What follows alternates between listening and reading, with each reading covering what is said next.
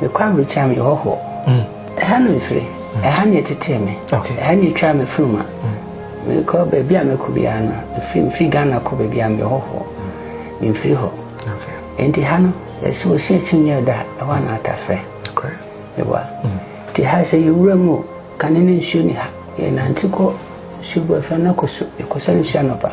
breba e ko duko kwase e ko penwa e ko prapra e se ko prapra nwa se nwa no ko se ko na se aha na se ti ko prapra ko penwa e ko yikusie nkante mo nyina ko bi ishia sho to mo fa ba ke fa no fa da ho wo ono no che mi tuto na mi sha sabe me dim fie be se tunai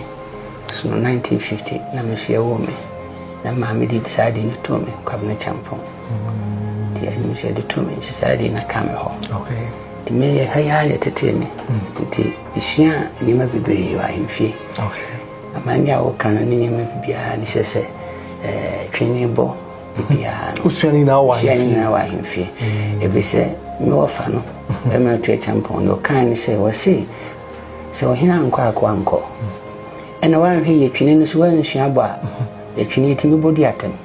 saa fonton froni ye timi bodi to bo ha obe timi abo na wonti ahye ne ye bodi atem obedo se ne wonti se twala pa se ne shi ye enti ye sabe no o ma ye nyina hwehwea twene no bo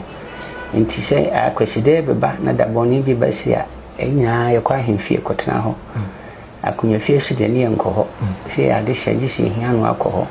de betra ahemfie oni hwea twene bo bibia si afahye bia ba na ye si de ni ye kwa ha yentuma me na minim tuma fra sabe na mbo no fence kola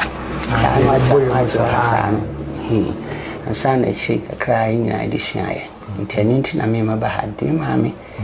ono ha no free ene ya mani susu no baby o ma me fie de na de ho na so free na me free nti na ma me so me free ha ese de o ken de o ben kuma